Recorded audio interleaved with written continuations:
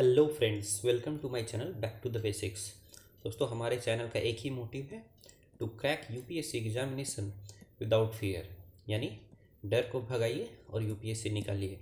लेकिन इसके लिए आपको खूब सारा मेहनत करना पड़ेगा दोस्तों। और इसी मेहनत की श्रृंखला में फ़िलहाल हम लोग ज्योग्राफी से रिलेटेड एमसीक्यू क्वेश्चंस सॉल्व कर रहे हैं, जो आपको आपके प्रीलिम्स एग्ज़ाम को क्रैक करने में काफ़ी हेल्प करेंगे। आइए दोस्तों, हमारा आज का टॉपिक है मिनरल्स एंड रॉक्स। मेरा नाम है आनंद मोहन और मैं हूं आप सभी का दोस्त। चलिए स्टार्ट करते हैं आज का वीडियो। दोस्तों, फर्स्ट क्वेश्चन है, देखिए मैं अब से आपको एक तरीका बताता हूं। आप क्वेश्चन देखते के साथ तुरंत बहुत स्पीड से उसके आंसर्स को पढ़िए, यानी स्टेटमेंट्स को पढ़िए, ठीक है। और अपना आंसर मन में सोच लीजिए, सी बी ए डी कुछ भी, ठीक है। और फिर मेरे एक्सप्लेनेशन पर फोकस करिए, बस इतना ही आपको करना है। और धीरे धीरे आपके कॉन्सेप्ट्स में बहुत सारे छोटे छोटे करेक्शंस होते जाएंगे। टुवर्ड्स द एंड आप प्रीलिम्स आसानी से निकाल पाएंगे। चलिए फर्स्ट क्वेश्चन देखते हैं। Consider the following statements in the context of minerals and rocks. तो मिनरल्स और रॉक्स से रिलेटेड स्टेटमेंट्स पूछ रहे हैं दोस्तों। क्या है? A rock is an aggregate of one और मोर मिनरल्स। बिल्कुल सही बात है, ये तो रॉक का बेसिक डेफिनेशन दिया हुआ है। दूसरा देखिए, minerals are solely form by inorganic processes. दोस्तों ऐसे तो majority of time minerals inorganic process से ही फॉर्म होता है, बट कई बार ऑर्गेनिक प्रोसेस से भी मिनरल फॉर्म होता है। जैसे आपको पता है कि कोरल रीफ भी जो है वो भी कैल्शियम कार्बोनेट के मिनरल्स बनाती है। तो ये एक क्या है? ऑर्गेनिक प्रोसेस है। तो सेकेंड स्टेटमेंट आपका गलत है। हमेशा सिर्फ इनऑर्गेनिक प्रोसेस से ही मिनरल फॉर्म होता है, ये बात आपकी गलत है। फिर देखिए, divergent boundaries on continental crust can create mineral deposits. तो दोस्तों, डाइवर्जेंट बाउंड्रीज क्या होती है? ये एक प्लेट है, ये दूसरी प्लेट है, ये दोनों इधर इधर जा रही है, यहाँ से नया क्रस्ट निकल रहा है, ठीक है। तो क्या इससे हम लोग को मिनरल डिपॉजिट्स नहीं मिलेगा? यहाँ से बिल्कुल मिलेगा। ये जो नया बाहर से अंदर से लावा निकलेगा वो पानी से ठंडा होकर के मिनरल डिपॉजिट यहाँ देगा। बिल्कुल सही बात है। तो राइट आंसर हमारा क्या हो गया? ऑप्शन नंबर सी, यानी statement 1 and 3 are right answer. तो पढ़ लीजिए दोस्तों। आइए क्वेश्चन 2 देखते हैं।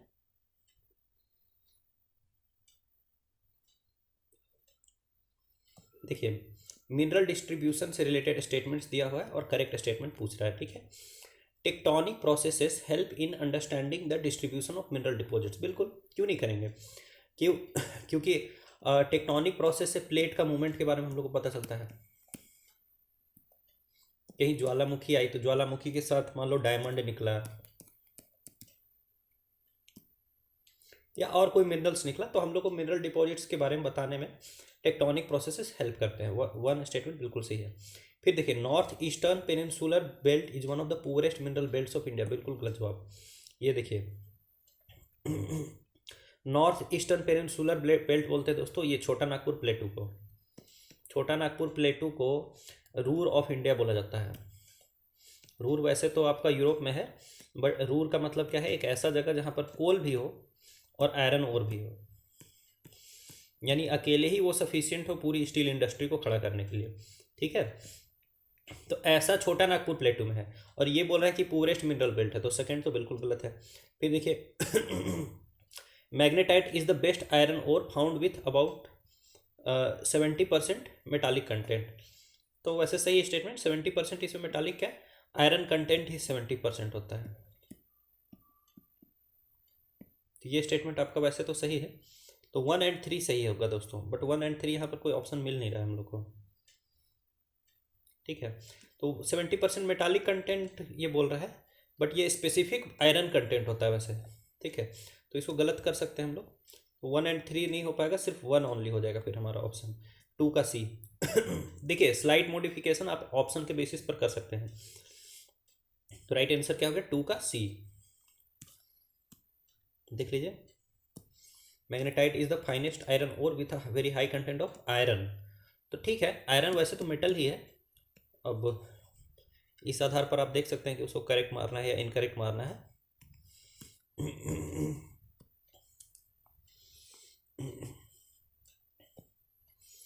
देखिए पहला स्टेटमेंट पूछ रहा है, अब यहाँ रॉक साइकिल से रिलेटेड स्टेटमेंट्स दिए हुए हैं और यहाँ करेक्ट पूछ रहा है दोस्तों। देखिए crystallization and sedimentation are some of the key processes of the rock cycle.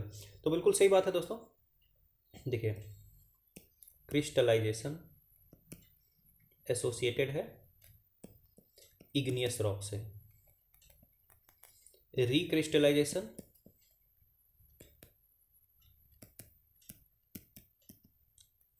Metamorphic rock से, और सेडिमेंटेशन ये एसोसिएटेड है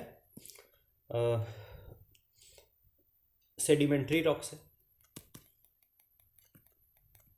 ठीक है, तो क्रिस्टलाइजेशन और सेडिमेंटेशन रॉक साइकिल के पार्ट है, तो वन स्टेटमेंट बिल्कुल करेक्ट है। सेकंड देखिए igneous rocks can B change into metamorphic rocks, बिल्कुल सही बात है। अगर PBT pressure volume temperature change करेंगे तो इग्नियस रॉक मेटामॉर्फिक रॉक में चेंज हो सकता है। फिर देखिए rock cycle is temperature and pressure dependent, मैंने अभी आपको बताया कि इग्नियस रॉक को मेटामॉर्फिक में चेंज करने के लिए प्रेशर और टेम्परेचर चेंज करने से काम हो जाएगा। तो थर्ड भी बिल्कुल सही है। तो यहाँ पर राइट आंसर क्या हो गया दोस्तों हमारा, all of the above are correct statement. देख लीजिए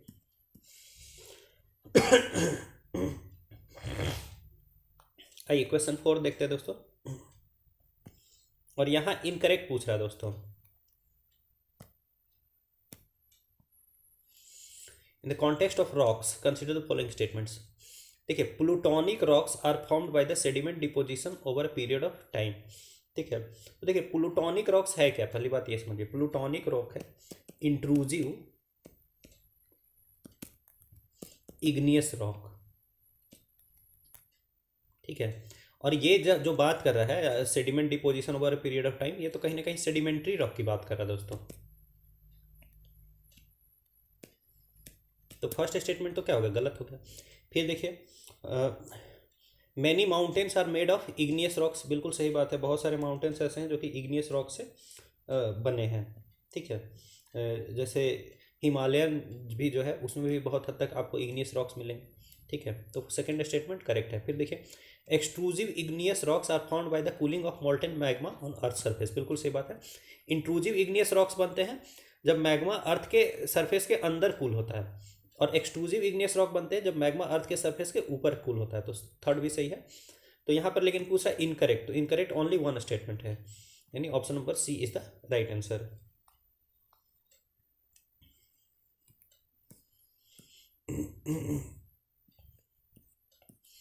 आई क्वेश्चन 5 देखते हैं। देखिए consider the following statements about the sedimentary and metamorphic rocks. ठीक है, सेडिमेंट्री और मेटामॉर्फिक रॉक्स के बारे में स्टेटमेंट्स पूछ रहा है। Metamorphic rocks are formed from heat and pressure and sedimentary rocks are formed from compaction and cementation, बिल्कुल सही बात है। कॉम्पैक्शन, सीमेंटेशन, लिथिफिकेशन ये सब एसोसिएटेड है सेडिमेंट्री रॉक से, और मेटामॉर्फिक रॉक्स फॉर्म होते हैं प्रेशर और टेम्परेचर के प्रेजेंस में, उनके चेंज होने पर। तो first statement is actually right. फिर देखो मेटामॉर्फिक रॉक्स कंटेन फॉसिल्स, बिल्कुल गलत जवाब। Where sedimentary rocks are devoid of the same, sedimentary rocks में ही फॉसिल होते हैं दोस्तों। सेडिमेंट्री रॉक्स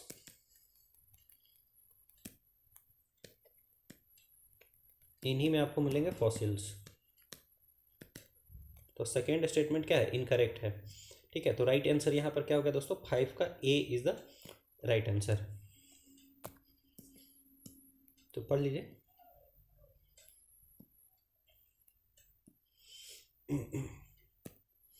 देखिए लिथिफिकेशन किससे एसोसिएटेड है, लिथिफिकेशन एसोसिएटेड है सेडिमेंट्री रॉक से, क्रिस्टलाइजेशन एसोसिएटेड है इग्नियस रॉक से, और रिक्रिस्टलाइजेशन एसोसिएटेड है मेटामॉर्फिक रॉक से। तो यहाँ पर ओनली जो सेकेंड नंबर प्रोसेस है वही करेक्ट है, बाकी दोनों तो आपने देख लिया गलत है। Lithification sedimentary rocks, crystallization igneous rocks, और रिक्रिस्टलाइजेशन मेटामॉर्फिक रॉक्स। तो राइट आंसर क्या हो गया, हो जाएगा इसका 6 का राइट आंसर हो जाएगा option number C, 2 only is the correct answer. तो देख लीजिए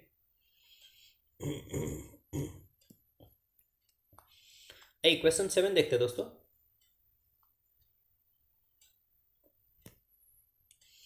देखिए ये स्टेटमेंट्स पूछ रहा है मिनरल डिस्ट्रीब्यूशन ऑफ इंडिया से रिलेटेड, ठीक है। बोल रहा है India is the largest exporter of iron ore in the world. बिल्कुल गलत जवाब। Australia is the largest exporter of iron ore in the world.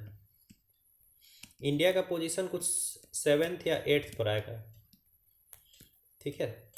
तो first statement is actually wrong. फिर देखिए Karnataka has very rich deposits of high grade iron ores. तो बिल्कुल सही बात है। आपको पता है कि जहाँ चिकमंगलूर डिस्ट्रिक्ट है, चिकमंगलूर है कर्नाटका में, फिर है आपका बेल्लारी डिस्ट्रिक्ट,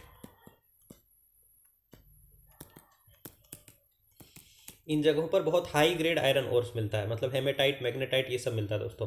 तो second statement is actually right. तो राइट आंसर क्या हो गया यहाँ पर आपका? Option number B, 2 only. आपको जो मिनरल डिस्ट्रीब्यूशन है इंडिया का वो ध्यान में रहना चाहिए। नहीं ध्यान में है तो कोई बात नहीं, आप क्वेश्चन पढ़िए यहाँ पर, सॉल्व करिए और फिर बुक पढ़िएगा, तो अब आपको जरूर है कि वो सारी चीज़ें ध्यान में आ जाएंगी।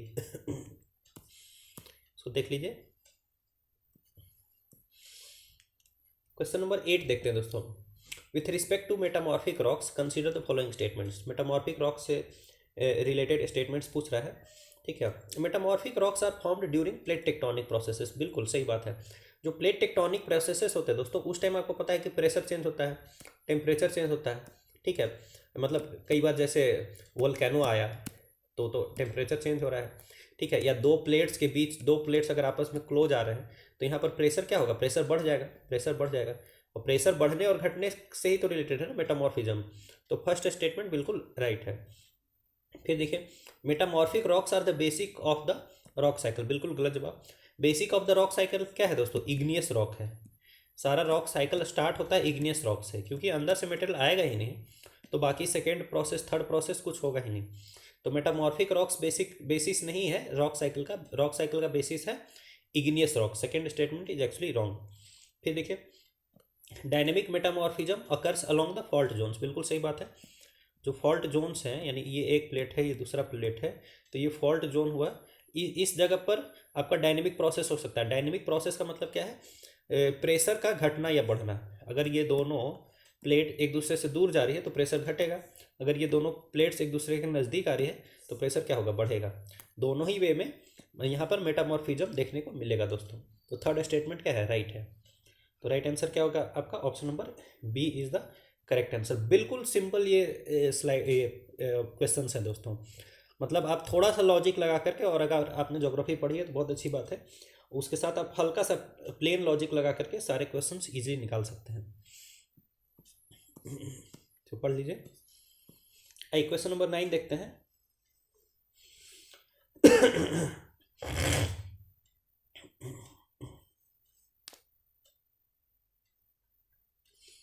देखिए यहाँ इंडियन रॉक्स के बारे में पूछ रहा है।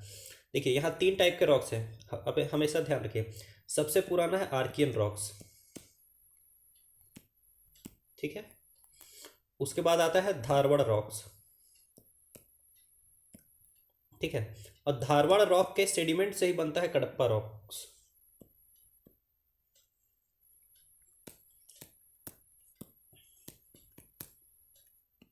ठीक है।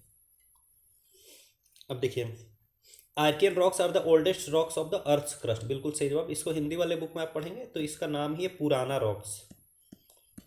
तो जब जिसका नाम ही पुराना रॉक है तो वो सबसे पुराना तो होगा ही।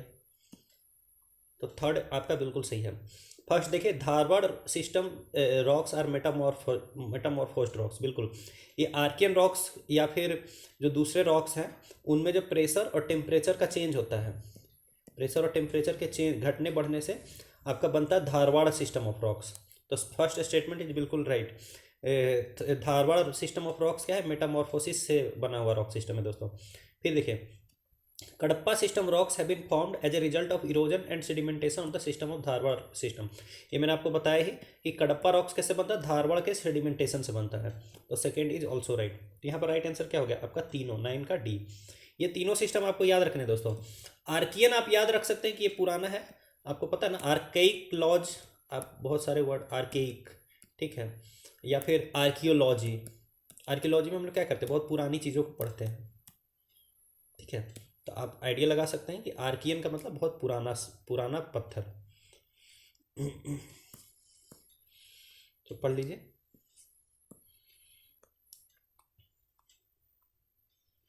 आइए दोस्तों क्वेश्चन नंबर 10 देख लीजिए। देखिए मिनरल्स ऑफ इंडिया के बारे में स्टेटमेंट्स दिया हुआ है। पहला स्टेटमेंट है Jaduguda mines of Jharkhand is the largest iron ore mine of India. बिल्कुल गलत जवाब। जादूगोड़ा फेमस है इंडिया के फर्स्ट यूरेनियम माइन के कारण। इंडिया का फर्स्ट यूरेनियम माइन खुला था जादूगोड़ा में। आपको पता होगा इसी कारण से जादूगोड़ा रीजन में आपको बहुत सारे डिजीज देखने के लिए मिलेंगे। एक डॉक्यूमेंट्री है जादूगोड़ा वीप्स, वो आपको देखना चाहिए। आपको पता चलेगा कि यूरेनियम माइनिंग के कारण वहाँ पर क्या क्या नुकसान हुआ है। ठीक है, तो खैर first statement is wrong. Jaduguda mines famous है यूरेनियम माइन के लिए, ना कि आयरन और माइनिंग के लिए। Anyways, India has more than 50% of the world's uranium reserves. बिल्कुल गलत जवाब। सिर्फ 2% है वर्ल्ड का, 2% यूरेनियम रिजर्व इंडिया में है। हाँ, अगर थोरियम की बात होती, जो कि एक दूसरा रेडियो एक्टिव मतलब मटेरियल है, तो थोरियम जरूर इंडिया के पास 50% से ज़्यादा है। ठीक है, बट यूरेनियम ओनली 2% है दोस्तों। तो फिलहाल यहाँ पर दोनों स्टेटमेंट आपके क्या है, इनकरेक्ट है। तो राइट आंसर क्या हो गया, डी, नीदर 1 नॉर 2। पढ़ लीजिए।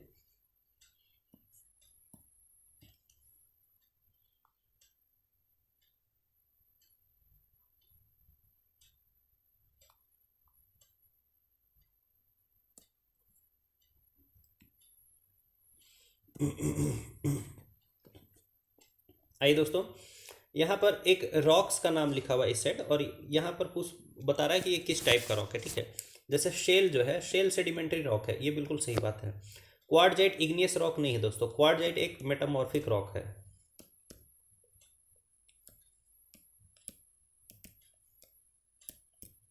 ठीक है, तो सेकेंड तो गलत है। स्किस्ट एक मेटामॉर्फिक रॉक है, तो ये बिल्कुल सही है दोस्तों, स्किस्ट एक मेटामॉर्फिक रॉक है। तो शेल और स्किस्ट दोनों क्या हो गया, सही हो गया, मैंने 1 और 3 सही है, लेकिन 2 गलत है, क्योंकि क्वार्टजाइट क्या है, मेटामॉर्फिक रॉक है, ना कि इग्नियस रॉक है। तो राइट आंसर क्या होगा आपका, 1 और 3 इज द राइट आंसर, यानी option number B is the right one. अच्छा चलिए, मैं आपको एक टास्क देता हूँ, एक क्वेश्चन आपका इससे आ सकता है। ठीक है, अब नहीं आया तो उसमें कोई गारंटी नहीं है। आप क्या करेंगे, सारे रॉक्स के नेम लिख देंगे। ठीक है, सारे रॉक्स के नेम, जैसे granite, shale, marble, gabbro, sandstone. ठीक है, और जो भी है, और सबके सामने बस आइडेंटिफाई करेंगे कि ये सेडिमेंट्री रॉक है, ये मेटामॉर्फिक रॉक है, ये इग्नियस रॉक है। इतना बस आप एक चार्ट बना लेंगे, एक पन्ने में बन जाएगा। और क्या पता अगर रॉक साइकिल से क्वेश्चन आया और यही क्वेश्चन आया, तो आप आसानी से उसको सॉल्व कर सकते हैं। ठीक है, सिंपल है, उसको लिख करके उसको रट जाइए। ठीक है, मतलब याद करना डिफिकल्ट है, बट एक बार 2 बार 3 बार उसको रट जाएंगे तो क्या पता उससे क्वेश्चन आपका सही भी हो सकता है। चलिए देख लीजिए इसको दोस्तों। आइए क्वेश्चन नंबर 12 देखते हैं।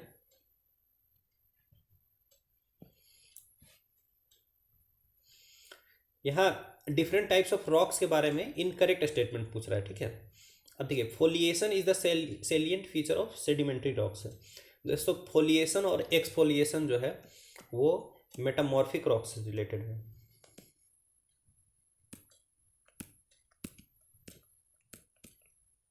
फोलिएशन क्या होता है, जैसे एक एक एक एक लाइन टाइप का, जैसे एक मिनरल डिपॉजिट हुआ, ऐसे एक दूसरा इस टाइप का धारी धारी टाइप का बन जाता है मेटामॉर्फिक रॉक में, उसको बोलते हैं फोलिएशन। ठीक है, और जब एक पूरा लेयर ऐसे हट जाएगा ऊपर से, ठीक है, तो उसको बोलते हैं एक्सफोलिएशन।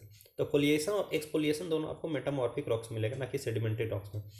फिर देखिए सेकेंड स्टेटमेंट देखिए कि sedimentary rocks serve as a record of the events and processes that shaped the surface of earth. बिल्कुल सही बात। आपको पता है सेडिमेंट्री रॉक्स में क्या होता है, फॉसिल्स होता है।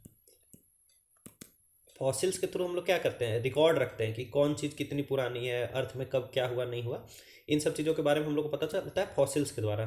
तो सेडिमेंट्री रॉक्स उसका रिकॉर्ड रखेंगे क्योंकि उनके अंदर ही फॉसिल्स पाए जाते हैं। तो second statement is actually true. Third देखिए, extrusive igneous rocks are characterised by their large grain structures. बिल्कुल गलत दोस्तों। जो एक्सट्रूसिव इग्नियस रॉक्स होती हैं उनका ग्रेन टेक्सचर जो है वो स्मॉल होता है, और जो इंट्रूजिव इग्नियस रॉक्स होती हैं मतलब जो जिनकी कूलिंग अर्थ सरफेस के अंदर होती है उनका ग्रेन टेक्सचर जो है वो लार्ज होता है। ठीक है, तो थर्ड स्टेटमेंट आपका क्या हो गया, इनकरेक्ट हो गया। तो इन छोटी छोटी चीज़ों का ध्यान रखें। इनकरेक्ट स्टेटमेंट यहाँ पर क्या है, option number C 1 and 3 only are incorrect. अब ध्यान में रखिए, अंदर से मैग्मा आ रहा है, ये अर्थ सरफेस है। अर्थ सरफेस के अंदर अगर कूलिंग हुई तो उसको बोलेंगे प्लूटोनिक रॉक्स। क्या बोलेंगे, प्लूटोनिक या फिर इंट्रूजिव इग्नियस रॉक्स। प्लूटोनिक या फिर इंट्रूजिव इग्नियस रॉक्स। ठीक है, अगर बाहर में कूलिंग हुई तो उसको बोलेंगे वोल्केनिक रॉक्स या फिर एक्सट्रूजिव इग्नियस रॉक्स। ठीक है, एक्सट्रूजिव इग्नियस रॉक्स। प्लूटोनिक जो इग्नियस रॉक्स है उनका जो ग्रेन टेक्सचर होगा वो लार्ज होगा। ठीक है, लेकिन जो वोल्केनिक रॉक्स या एक्सट्रूजिव इग्नियस रॉक्स है उनका जो ग्रेन टेक्सचर होगा मतलब उनका साइज जो होगा वो स्मॉल होगा दोस्तों। ठीक है, तो खैर फिलहाल 12th का right answer is option number C. चलिए आगे बढ़ते हैं। तो देख लीजिए, मैंने आपको वैसे समझा दिया। ज्योग्राफी में मैंने कोशिश में यही करूँगा कि आपको एक्सप्लेनेशन ज़्यादा रीड करने की आवश्यकता ना पड़े, क्योंकि ज़्यादातर चीज़ें मैं आपको ऐसे समझा सकता हूँ। 13th का देखिए दोस्तों, कंसिडर द फॉलोइंग। अब यहाँ पूछ रहा है कि तो ever might be responsible factors that control metamorphic process. ठीक है, तो मेटामॉर्फिक प्रोसेस इनमें से क्या क्या चीज़ें कंट्रोल कर सकते हैं। जैसे mineral composition of the parent rock. बिल्कुल सही बात है, अगर पेरेंट रॉक का मिनरल कंपोजिशन अलग होगा तो मेटामॉर्फिज्म जो है वो इम्पैक्ट हो सकती है। ठीक है, तो फर्स्ट इज राइट। सेकंड देखिए, अमाउंट ऑफ प्रेशर अप्लाइड। बिल्कुल, इससे तो डिपेंड करेगा ही। Presence of water. दोस्तों वाटर भी कई बार प्रेशर को बढ़ाने और घटाने में, और स्पेशली टेम्परेचर को बढ़ाने और घटाने में तो रोल प्ले कर ही सकती है। ठीक है, तो थर्ड इज ऑल्सो राइट। फिर देखिए टेम्परेचर और प्रेशर तो की एलिमेंट है आपके मेटामॉर्फिज्म से रिलेटेड। तो इसमें सारे के सारे all of the factors can control the metamorphic processes. ठीक है, तो राइट आंसर क्या होगा, ऑप्शन नंबर डी। अब ध्यान रखिए, पानी को क्यों बोला, क्योंकि पानी टेम्परेचर को घटाया बढ़ा सकता है ना दोस्तों, इसीलिए इसको भी आप करेक्ट मानिए। तो राइट आंसर क्या होगा आपका, option number D, all of the above is the right answer. देख लीजिए, एक क्वेश्चन नंबर 14 देखते हैं।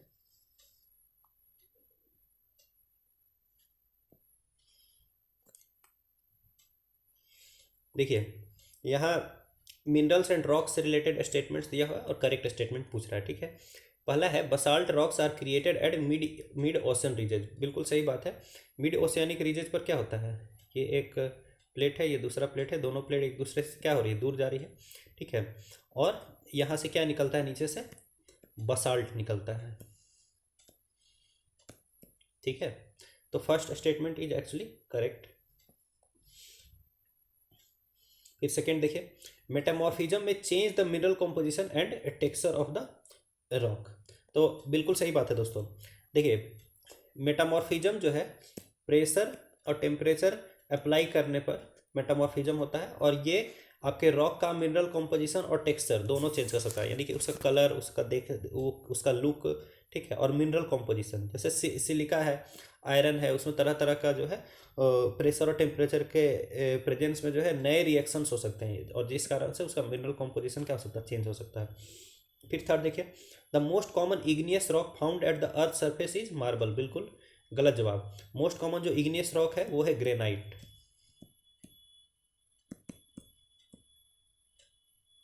मार्बल है, मार्बल का अर्थ क्या होता है दोस्तों, संगमरमर, जिससे ताजमहल बना है। अगर संगमरमर इतना कॉमन होता है तो संगमरमर सा तेरा बदन ऐसा क्यों गाया जाता है, कि मतलब वो अपनी गर्लफ्रेंड को ऐसा थोड़ी बोलता है कि तुम मेरी गर्लफ्रेंड एकदम यूनिक नहीं हो, तुम तो एकदम कॉमन हो। ठीक है, ये हर जगह तो संगमरमर पाया नहीं जाता, संगमरमर यूनिक है, इसीलिए संगमरमर सा तेरा बदन ऐसा कुछ गाना आता है। एनीवेज, तो आप भी अपनी गर्लफ्रेंड के लिए गाना गाइए और उसको रिझाइए, तो और ख़ास साथ के साथ MCQ भी बनाइए। राइट आंसर यहाँ पर क्या हो गया दोस्तों, option 1 and 2 is the right answer.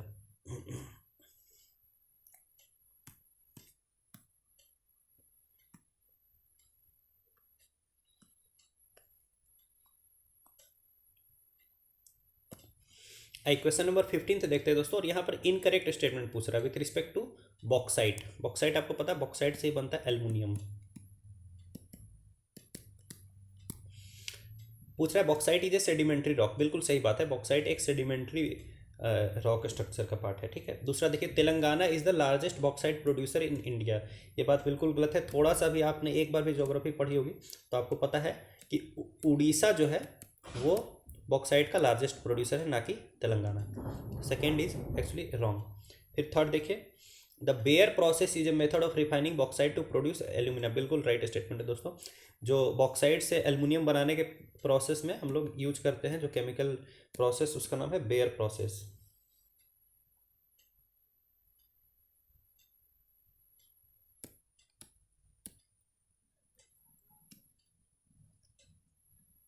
ठीक है, तो अब यहाँ इनकरेक्ट पूछ रहा है, ये बात ध्यान रखिएगा। तो इनकरेक्ट इसमें कौन सा हो गया, only 2 is the incorrect, option number A is the right answer. देख लीजिए, आई क्वेश्चन नंबर 16 देखते हैं दोस्तों। देखिए, sulphur, aluminium and nitrates are examples of non metallic minerals. अब एल्यूमिनियम आपको नॉन मेटालिक लग रहा है, अगर ऐसा लग रहा है तो फिर मैं क्या बोलूँ आपको। फिर देखिए, Rajasthan has the largest reserves of copper ore in India. ये बिल्कुल सही स्टेटमेंट है दोस्तों, क्योंकि जो राजस्थान में एक खेतरी माइंस है, वो बहुत पुराने टाइम से वहाँ से आपको कॉपर ओर मिल रहा है, ठीक है। इनफैक्ट इंडस वैली सिविलाइजेशन के टाइम से ही वहाँ से आपको कॉपर ओर्स मिल रहा है दोस्तों। तो सेकेंड स्टेटमेंट तो आपका क्या है, करेक्ट है। Right answer is option number B, 2 only is the correct answer.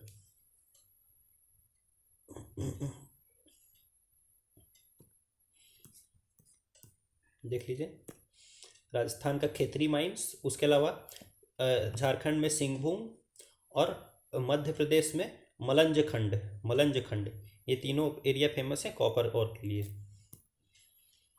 आइए क्वेश्चन नंबर 17 देखते हैं दोस्तों।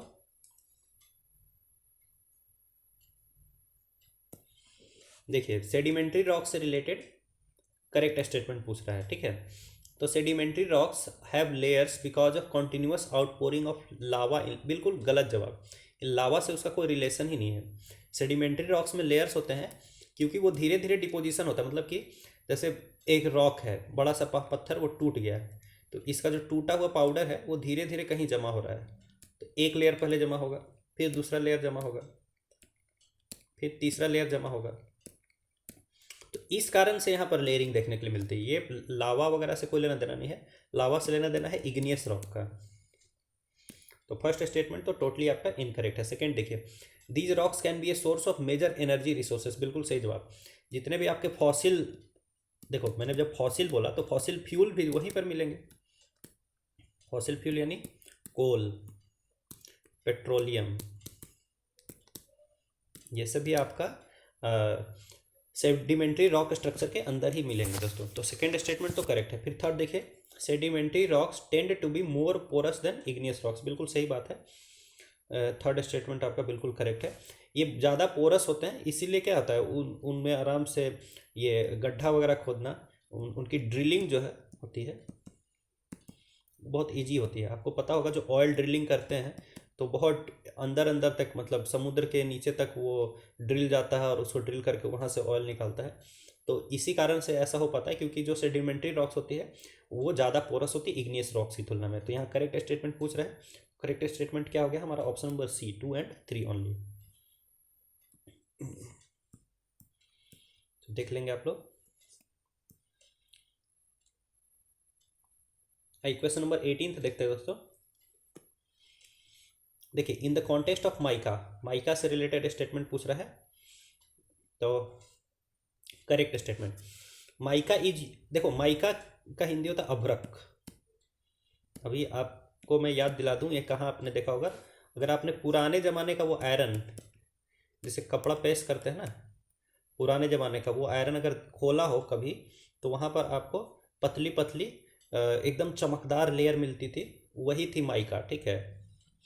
तो खैर mica is useful as an electric insulator as it does not conduct electricity. पहला बिल्कुल सही बात स्टेटमेंट है दोस्तों। माइका का यूज किया जाता है इलेक्ट्रिक इंसुलेटर के तौर पर, ठीक है, क्योंकि इसका जो डाई इलेक्ट्रिक कांस्टेंट होता है, जो फिजिक्स के स्टूडेंट होंगे उनको पता होगा, डाई इलेक्ट्रिक कांस्टेंट इसका बहुत हाई होता है, बहुत हाई होता है, ठीक है। यानी बहुत ज़्यादा पोटेंशियल उसके अक्रॉस अप्लाई करने के बाद भी वो इंसुलेशन मेंटेन करके रखता है, ठीक है। तो पहला स्टेटमेंट तो बिल्कुल चलो करेक्ट है। सेकंड देखो, no mica reserves are found in the state of Andhra Pradesh. दोस्तों सच्चाई तो ये है कि माइका इन पूरे वर्ल्ड में जो माइका प्रोड्यूस होता है उसका 60% इंडिया ही प्रोड्यूस करता है, और इंडिया में जो टोटल माइका प्रोड्यूस होता है उसका 90 to 95% 2 से 3 स्टेट मिलकर के ही करते हैं, जिसमें कि एक है आंध्र प्रदेश, दूसरा है राजस्थान और तीसरा है झारखंड। तो ये कहना कि माइका रिजर्व्स पाए ही नहीं जाते हैं आंध्र प्रदेश में, बिल्कुल एब्सोल्युटली इनकरेक्ट स्टेटमेंट है। फिर थर्ड देखिए, mica is use widely use in cosmetics and makeup products. मैंने आपको बताया ना वो बहुत चमकदार होता है, ठीक है। आप बहुत सारा वो ग्लिटर देखते होंगे, जो ऐसे शादी वगैरह में बहुत सारी लड़कियों का फेस बहुत सारा चमकते रहता है दोस्तों, आपने देखा होगा, ठीक है। बट इन जनरल आप उसको अगर ऐसे सुबह सुबह देखेंगे तो मतलब वो लड़की उतनी चमकती हुई नहीं पाई जाती है, ठीक है। तो इसमें जो अंतर हुआ है ना, बिफोर एंड आफ्टर का जो अंतर आया है, before after, before no mica, after mica. Mica use करने के बाद वो लड़की का फेस जो है मतलब लड़की हो या लड़का हो उससे कोई मतलब नहीं है, वो बहुत ज़्यादा ग्लो करने लगता है, उसमें बहुत पतले पतले दाने जैसे आपको दिखेंगे जो कि लाइट मारते हैं, ठीक है, लाइट को बहुत अच्छा रिफ्लेक्ट करते हैं, ठीक है। तो खैर माइका इसका यूज किया जाता है कॉस्मेटिक्स और मेकअप प्रोडक्ट्स में। तो ये वही चीज़ है दोस्तों जो ग्लिटर का काम करती है चेहरे को चमकाने के लिए। तो 1 and 3 आपका राइट स्टेटमेंट है, option number C is the correct answer.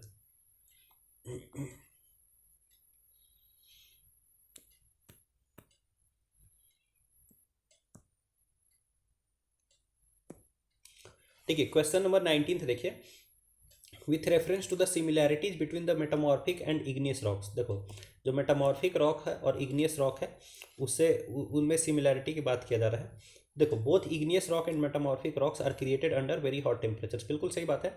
जो इग्नियस रॉक्स हैं वो तो लावा से ही बन रहे हैं, लावा और मैग्मा से, तो हॉट कंडीशन में ही बन रहे हैं। मेटामॉर्फिज्म भी आपको पता है कि प्रेशर और टेम्परेचर के चेंज होने से होता है, यानी टेम्परेचर अगर बढ़ेगा तो मेटामॉर्फिज्म आपको देखने के लिए मिलेगा। तो फर्स्ट स्टेटमेंट तो क्या है, करेक्ट है। दूसरा देखिए, both are formed by the cooling and crystallisation of the magma. नहीं, cooling and crystallisation of magma से सिर्फ इग्नियस रॉक बनता है,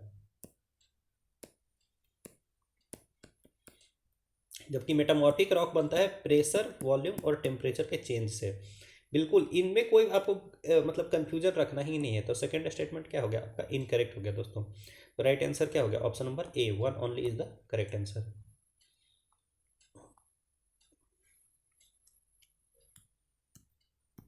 सो देख लीजिए, क्वेश्चन नंबर 20 देखते हैं। अगेन यहाँ इग्नियस रॉक से रिलेटेड करेक्ट स्टेटमेंट पूछ रहा है। तो देखिए, sills and sheet like igneous intrusions that cut across any layer से in the rock they intrude. ठीक है, हमेशा यह ध्यान रखिएगा, ये सील, डाइक, ठीक है, बाटोलिथ, लापोलिथ, लाकोलिथ, ये सब रिलेटेड है आपका वल्केनिसिटी से। तो हमेशा सील जो होता है ना, सील इस तरीके का होता है, इसका ये हॉरिजॉन्टल, ये सीट लाइक स्ट्रक्चर होता है, ठीक है।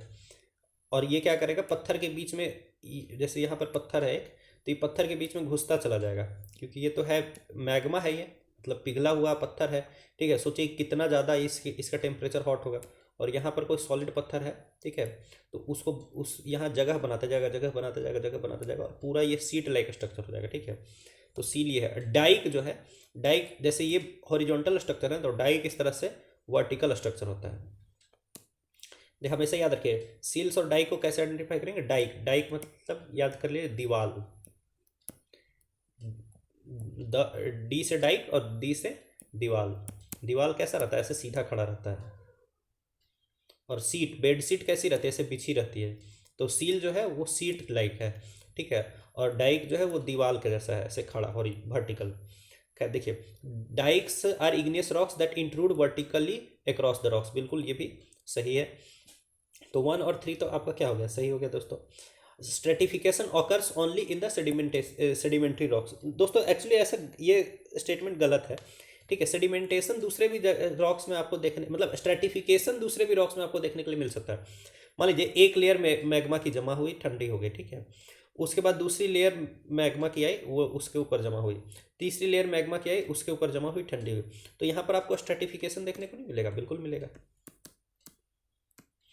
तो सेकेंड स्टेटमेंट आपका क्या है, इनकरेक्ट है दोस्तों। तो राइट आंसर क्या होगा आपका यहाँ पर, option number C, 1 and 3 only. Generally stratification only sedimentary rocks में देखने के लिए मिलता है, बट हमेशा ये सेडिमेंट्री रॉक्स में ही देखने के लिए मिलेगा और दूसरे किसी भी रॉक में देखने के लिए नहीं मिलेगा। ये बहुत एक्सट्रीम स्टेटमेंट है, इसलिए ये गलत है। तो राइट आंसर क्या होगा 20 का, सी, 1 एंड 3 ओनली।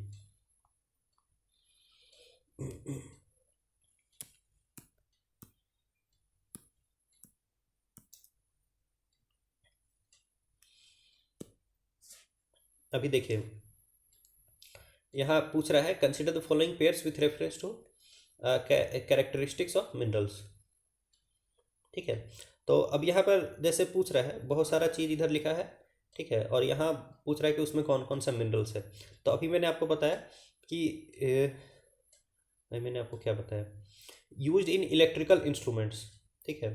तो इलेक्ट्रिकल इंस्ट्रूमेंट्स में क्या यूज होगा, इलेक्ट्रिकल इंस्ट्रूमेंट्स में यूज होगा माइका। तो 4 का तो डी फिक्स हो गया, तो 4 का जहाँ जहाँ डी नहीं है उसको तो काट दीजिए, ठीक है। फिर देखिए, use in ceramics and glass, ceramics और ग्लास जो है उसमें आपको क्या मिलेगा, सिरामिक्स और ग्लास बनता है सिलिका से, और सिलिका आपको कहाँ मिलेगा, फेल्डस्पार में, ठीक है। तो 1 का हो गया बी, 1 का बी, अब यहाँ पर सिर्फ बी में है, ऑप्शन में है, ये सी ऑप्शन आपका कट गया। तो 1 का बी, 2 का सी, 3 का ए, 4 का डी, ऑप्शन नंबर बी आपका करेक्ट आंसर हो गया दोस्तों। क्योंकि देखो मुझे पायरोक्सिन और ओलिविन के बारे में रियलिटी में पता नहीं है कि ये क्या है, ठीक है। तो आपको जो पता है उसके आधार पर आप करेक्ट आंसर तक बिल्कुल यहाँ पर पहुँच सकते हैं, ठीक है। क्योंकि इस टाइप के मिनरल्स के बारे में आपको जनरली नहीं याद होगा। बाकी यहाँ देख लीजिए आप, फेल्डस्पार क्या है, फेल्डस्पार है, इसमें सिलिकॉन होता है, और आपको पता होना चाहिए कि सिलिकॉन से ही आपका ग्लास ये सब बनेगा, ठीक है। तो फर्स्ट स्टेटमेंट में तो ठीक है। बाकी क्वार्ट्ज देख ली, it consist of silica and is a hard mineral virtually insoluble in water. फिर देख ली पायरोक्सिन क्या है, pyroxene consist of calcium, aluminium, magnesium, iron and silica, और ये अर्थ का क्रस्ट का 10% है। फिर एम्फीबोले क्या है, amphibole aluminium, calcium, silica, iron, magnesium है, ठीक है, और ये अर्थ क्रस्ट का 7% बनाता है, वेरी गुड। फिर माइका देख लीजिए, माइका तो चलो पता ही है आपको, इसमें पोटेशियम, एल्यूमिनियम, मैग्नीशियम, आयरन और सिलिका ये सब होता है, ठीक है। और ये इग्नियस एंड मेटामॉर्फिक रॉक्स में पाया जाता है, और ये यूज होगा इलेक्ट्रिकल इंस्ट्रूमेंट्स में। ओलिवाइन देख लीजिए, consist of magnesium, iron and silica, ये ग्रीनिश क्रिस्टल है और इसका यूज होगा ज्वेलरी बनाने में, ठीक है। लेकिन जनरली ओलिवाइन, एम्फीबोल, पायरोक्सिन ये सब मुझे तो नहीं पता, अगर आप इसको पढ़ कर याद कर सकते हैं तो कर लीजिएगा।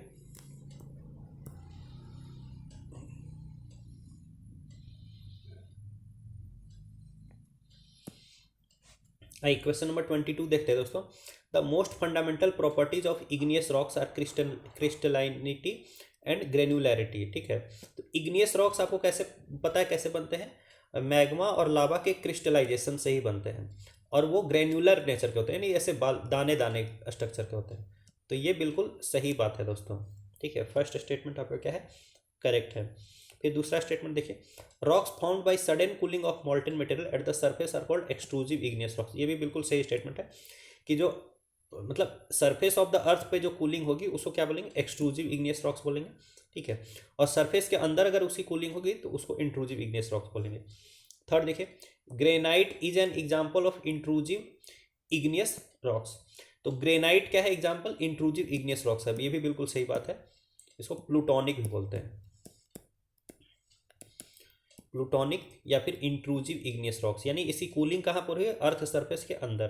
तो थर्ड इज राइट। फिर देखिए, basalt is not an example of extrusive igneous rocks, ये बिल्कुल गलत है दोस्तों। बसाल्ट एक्सट्रूसिव इग्नियस रॉक ही है, आपको पता है ना, जो मिड ओशियानिक रीज है, जैसे ये एक प्लेट है, ये दूसरा प्लेट है, ठीक है, और इसके बाहर मिड ओशियानिक रीजन से यहाँ से निकल रहा है बहुत सारा लावा और मैग्मा, और इसी कूलिंग हो रही है बाहर, और इसी को क्या बोलते हैं, बसाल्ट। तो बसाल्ट क्या हुआ, इंट्रूजिव की एक्सट्रूजिव, इसकी तो कूलिंग बाहर हो रही है, तो ये बोल रहा है it is not an example of extrusive igneous rocks, तो ये तो गलत हुआ क्योंकि basalt is an example of extrusive igneous rock. ठीक है, तो फोर्थ स्टेटमेंट इज इनकरेक्ट। तो राइट स्टेटमेंट्स क्या हो गया, 1 2 3 करेक्ट स्टेटमेंट है। Option number C is the right answer.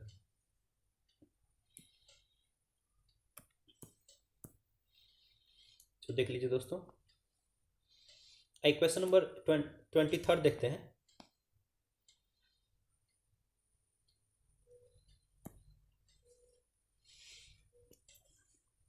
देखिए सेडिमेंट्री रॉक से रिलेटेड कुछ स्टेटमेंट्स हैं, पूछ रहा है करेक्ट और इनकरेक्ट के बारे में पूछ रहा है। तो sedimentary rocks are found by the consolidation and compaction of sediments, बिल्कुल सही बात है, ये तो सेडिमेंट्री रॉक्स का डिफाइनिंग एलिमेंट है दोस्तों। फिर देखिए arenaceous sedimentary rocks have more clay. अब मैं आपको बता देता हूँ, जो सेडिमेंट्री रॉक्स होते हैं वो दो टाइप के होते हैं, एक होता है एरिनेसियस, ठीक है, और एक होता है एर्गिलेसियस। एर्गिलेसियस, ठीक है, तो एर्गिलेसियस जो होता है वो उसमें क्ले ज़्यादा होता है, ठीक है, और इसका एग्जाम्पल है क्ले स्टोन। इसका एग्जाम्पल क्या है, क्ले स्टोन। एरिनेसियस में सैंड ज़्यादा होता है, ठीक है, और इसका एग्जाम्पल है सैंड स्टोन। देखिए सिंपल बात यह है कि दोनों सेडिमेंट्री रॉक्स ही हैं, लेकिन सेडिमेंट्री रॉक सेडिमेंट से बने हैं, और अगर सेडिमेंट्स का साइज बड़ा बड़ा है तो उसको क्या बोलेंगे हम लोग, सैंड बोलेंगे। सेडिमेंट का साइज छोटा, एकदम छोटा छोटा है तो उसको क्या बोलेंगे, क्ले बोलेंगे। सैंड और क्ले के बीच में एक आता है सिल्ट, सैंड सिल्ट क्ले। देखिए सैंड, ये हो गया सैंड, ये हो गया सिल्ट, और ये हो गया क्ले। बहुत छोटे दाने को क्ले बोलेंगे, बहुत बड़े दाने को सैंड बोलेंगे। एरिनेसियस सेडिमेंट्री रॉक्स जो है वो बड़े दानों से बनता है, ठीक है, तो उसको सैंड, वो सैंड से बनता है, मतलब उसमें ज़्यादातर सैंड होता है ना कि क्ले, ठीक है। और एर्गिलेसियस जो सेडिमेंट्री स्टोन है या सेडिमेंट्री रॉक है वो क्ले से बनता है दोस्तों। तो सेकेंड आपका इनकरेक्ट है, और ये आपने नोट्स में बिल्कुल नहीं लिखा होगा, इसको आप लिख लीजिए, ठीक है, ऐसे किसी पन्ने पे भी लिख लीजिए और 2-3 बार पढ़ लीजिएगा। खैर सेकेंड स्टेटमेंट आपका इनकरेक्ट है। बाकी थर्ड देखिए, सेडिमेंट्री रॉक्स आर फॉसिलिफेरस, क्योंकि उसमें फॉसिल्स फंसे रहते हैं, तो थर्ड स्टेटमेंट आपका करेक्ट है दोस्तों। फोर्थ देखिए, chalk and coal are examples of organic sedimentary rocks, बिल्कुल सही जवाब। कोल कैसे बनता है, कोल बनता है जो पुराने जानवर, जानवर को भी मैं क्या लिख रहा हूँ, एनिमल्स और प्लांट्स जो अंदर दबे रह गए, वो प्रेशर और टेम्परेचर के कारण वो धीरे धीरे कन्वर्ट हो जाते हैं कोल में, ठीक है। तो राइट आंसर हो गया आपका fourth number, fourth statement correct है। तो यहाँ पर करेक्ट स्टेटमेंट है 1, 3 और 4। Right answer is option number D.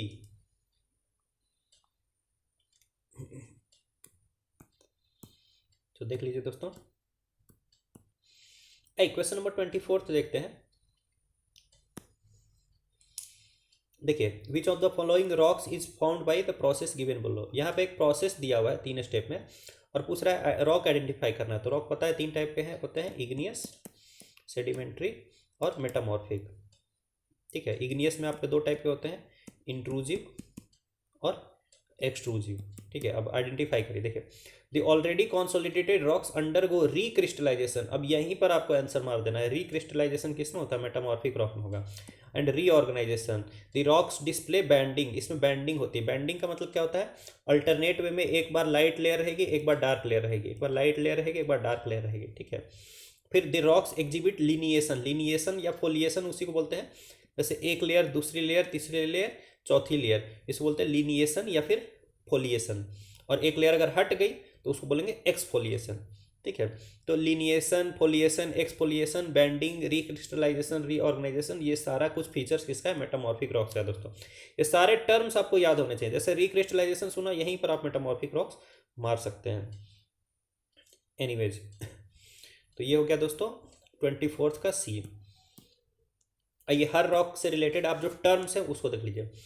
Sedimentary rocks, lithification, consolidation, compaction, ठीक है, ऑफ सेडिमेंट्स, ठीक है।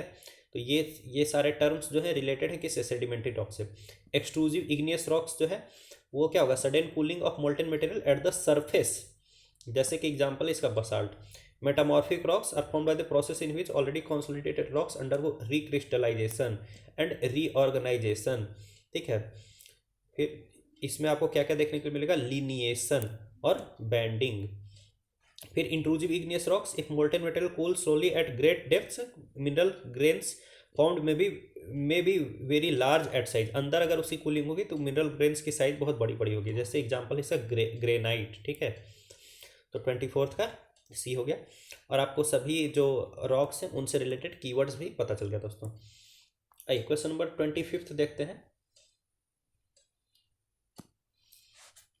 यहाँ मेटामॉर्फिज्म प्रोसेस से रिलेटेड इनकरेक्ट स्टेटमेंट पूछ रहा है दोस्तों।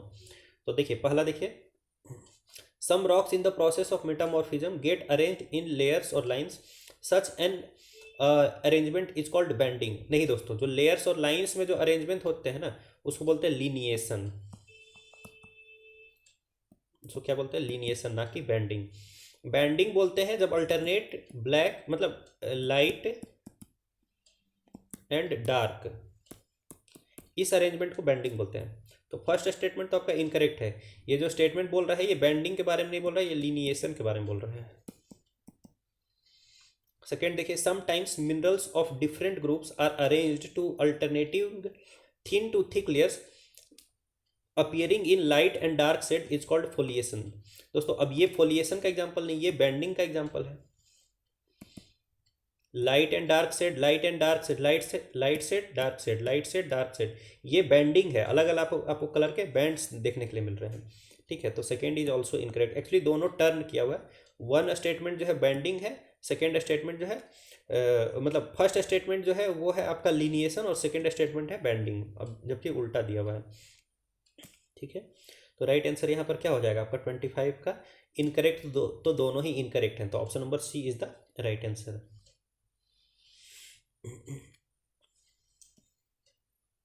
तो देख लीजिए दोस्तों, क्वेश्चन 26 देखते हैं।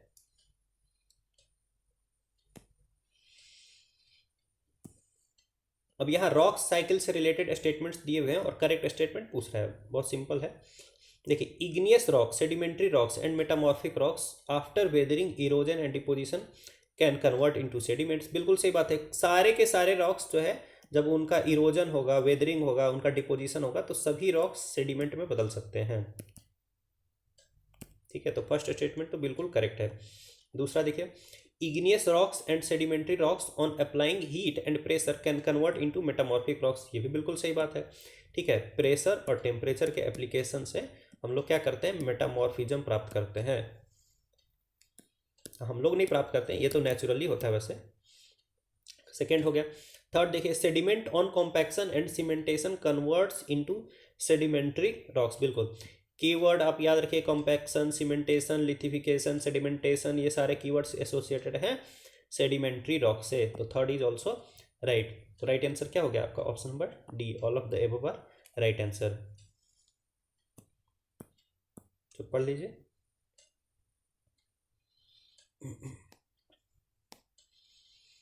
क्वेश्चन नंबर 27 देखते हैं दोस्तों। Consider the following statements with reference to endogenic geomorphic process. तो जो इंडोजेनिक जियोमॉर्फिक प्रोसेस होते हैं उनसे रिलेटेड स्टेटमेंट पूछ रहा है। It is mostly generated by mass movement, erosion, deposition and weathering.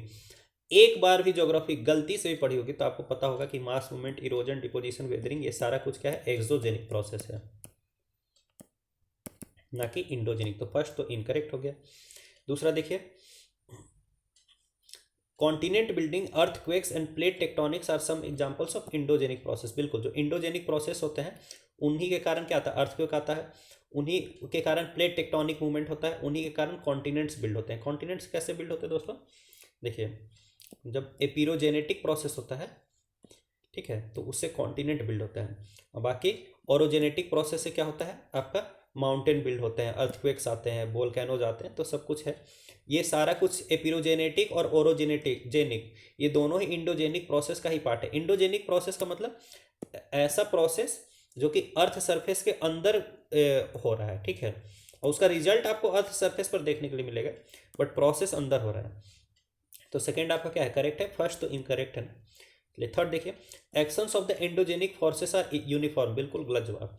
अगर यूनिफॉर्म होता तो पूरा माउंटेन प्लेन प्लेट्यू सब कुछ क्या एकदम बराबर ही देखने मिलता ना, हर जगह आपको एक बराबर लेयर देखने को मिलता, लेकिन इंडोजेनिक प्रोसेसेस का जो रिजल्ट है वो बिल्कुल अलग अलग देखने को मिलता है। तो थर्ड क्या है, इनकरेक्ट है। तो यहाँ इनकरेक्ट पूछ रहा है, तो आपका 1 और 3 दोनों इनकरेक्ट है। तो राइट आंसर क्या हो गया दोस्तों, ऑप्शन नंबर सी।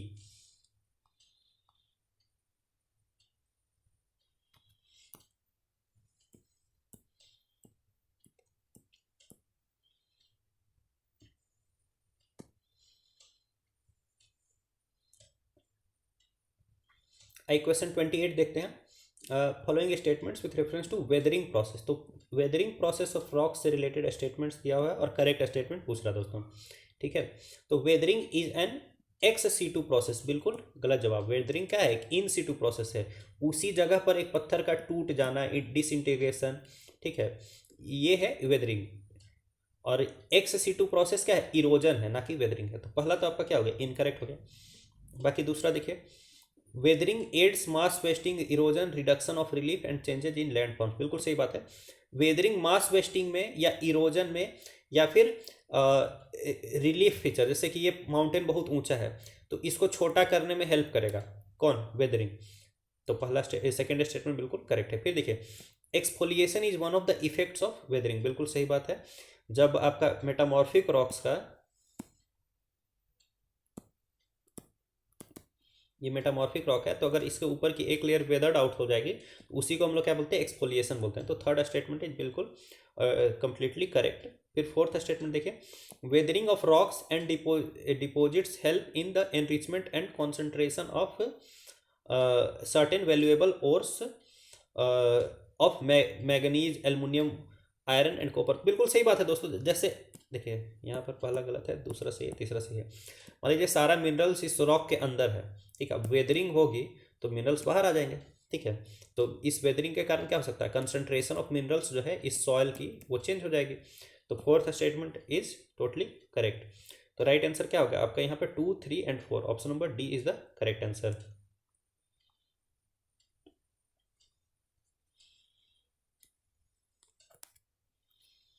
देख लीजिए दोस्तों,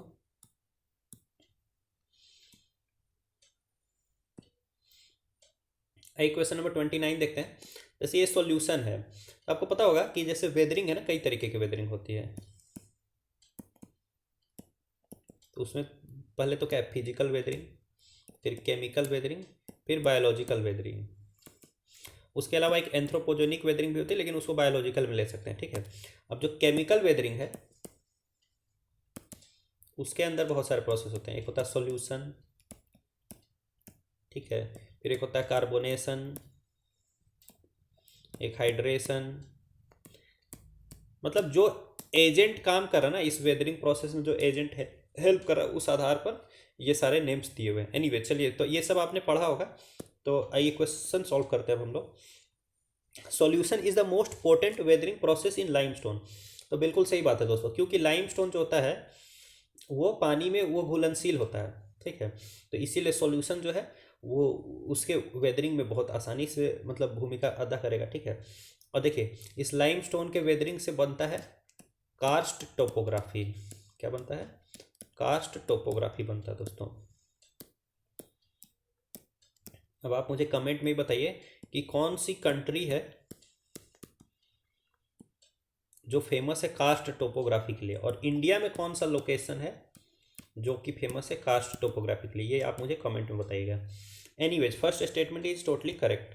सेकेंड स्टेटमेंट देखिए, minerals like nitrate, sulphate and potassium are not affected by the solution process. दोस्तों आपको मैं एग्जांपल देता हूँ, जैसे पोटेशियम है, पोटेशियम के सी एल हो गया, पोटेशियम क्लोराइड। ये आप मान लीजिए जो आपका काला नमक होता है ना, उसमें लगभग यही होता है, पोटेशियम क्लोराइड। अब आप बताइए काला नमक जो है पानी में घुलेगा कि नहीं घुलेगा, बिल्कुल घुलेगा। तो सॉल्यूशन प्रोसेस से ये इम्पैक्ट होगा कि नहीं होगा, बिल्कुल होगा। तो सेकंड स्टेटमेंट आपका क्या हो गया, इनकरेक्ट हो गया। थर्ड देखिए, sodium chloride is a rock forming mineral and is susceptible to the process of solution, बिल्कुल सही बात है। सोडियम क्लोराइड यानी वही सॉल्ट जो हम लोग खाते हैं, ठीक है। तो सोडियम क्लोराइड से जो रॉक बनेगा, क्या वो सॉल्यूशन के प्रोसेस से इम्पैक्टेड होगा कि नहीं होगा, बिल्कुल होगा। तो थर्ड स्टेटमेंट आपका इज करेक्ट है। तो राइट आंसर क्या होगा दोस्तों आपका 29 का 1 and 3 only are correct answer.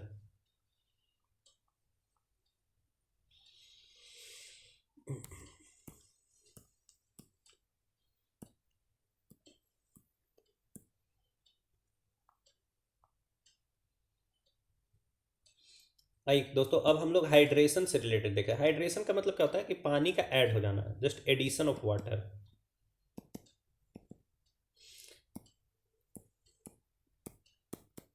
जैसे आपने बचपन में पढ़ा होगा कि CuSO4 होता है, CuSO4 होता है कॉपर सल्फेट, ठीक है। और CuSO4.5H2O होता है,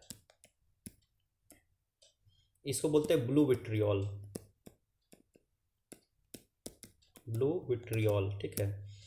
और हिंदी में इसको नीला थोथा भी बोलते हैं। पता नहीं इसको थोथा क्यों बोलते हैं, क्योंकि हम लोग थोथा बोलते हैं ऐसे किसी लड़के को जो अजीब टाइप से व्यवहार करता है। एनीवेज, तो आप लोग थोथा की तरह व्यवहार मत करिए। तो CuSO4.5H2O ये हो गया ब्लू ब्लू विट्रियोल, ठीक है। अब इसमें क्या हुआ है, CuSO4 में 5H2O जोड़ा गया है, ठीक है। पानी के प्रेजेंस में 5H2O उसने एब्जॉर्ब कर लिया, ठीक है। इस प्रोसेस को हम लोग बोलते हैं हाइड्रेशन। फिर उसको अगर हीट करेंगे तो वो पानी क्या हो जाएगा, इससे निकल जाएगा, फिर वो एनहाइड्रस बन जाएगा। क्या हो जाएगा, एनहाइड्रस, यानी हाइड्रेशन करने वाले जो मॉलिक्यूल्स थे वो उससे अलग हो गए, ठीक है।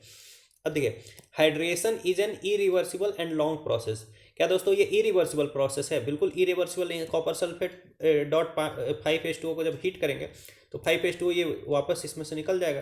तो ये इरिवर्सिबल प्रोसेस नहीं है, रिवर्सिबल प्रोसेस है। तो पहला स्टेटमेंट तो बिल्कुल गलत हो गया। दूसरा देखिए, continued repetition of this process causes fatigue in the rocks and may lead to disintegration. बिल्कुल सही बात है दोस्तों, क्योंकि देखिए पहला तो इनकरेक्ट है। देखिए, मान लीजिए कि ये एक मटेरियल है, ठीक है, कॉपर सल्फेट है, इसमें पानी जुटा तो इसका साइज बढ़ गया, ठीक है। अब इसके आसपास कोई जो रॉक होगा, उस जब इसका साइज बढ़ेगा तो उस रॉक पर ये क्या करेगा, प्रेशर लगाएगा, ठीक है। फिर मान लीजिए कि इसमें से पानी निकाल लिया गया, पानी निकाल लिया गया, फिर से इसका साइज़ क्या हो गया, छोटा हो गया, फिर से इसका साइज़ छोटा हो गया, तो ये बाहर वाले रॉक को क्या करेगा, फिर थोड़ा सा रिलीफ दे देगा, फिर इसमें पानी आ गया, फिर इसका साइज़ क्या हो गया, बढ़ गया, ठीक है। तो इस तरीके से ये बाहर वाले रॉक को क्या करेगा, उस पर प्रेशर लगाते रहेगा, ठीक है। उस पर बाहर साइड क्या इस तरह से प्रेशर लगाते रहेगा। तो इससे क्या होगा, रॉक में क्या आएगा, फटीग आ जाएगा, ठीक है। और रॉक से क्या हो सकता है, डिसइंटीग्रेशन हो सकता है। इस रॉक के, इस मिनरल के साइज के बढ़ने और घटने से आसपास के रॉक में फटीग आ जाएगा और वो रॉक क्या हो सकता है, डिसइंटीग्रेट कर सकता है। तो second statement is totally correct. फिर थर्ड देखिए, many clay minerals swell and contract during waiting and drawing. बिल्कुल सही, वही तो मैंने आपको बताया कि उसके साइज बढ़ सकता है और घट सकता है, बढ़ सकता है और घट सकता है। तो थर्ड इज ऑल्सो करेक्ट। तो इसमें करेक्ट स्टेटमेंट ही पूछ रहा है दोस्तों। तो करेक्ट स्टेटमेंट क्या हो गया अपना, 2 और 3, ऑप्शन नंबर सी। तो देख लीजिए, बहुत सिंपल लॉजिक से हम लोगों ने आंसर किया है।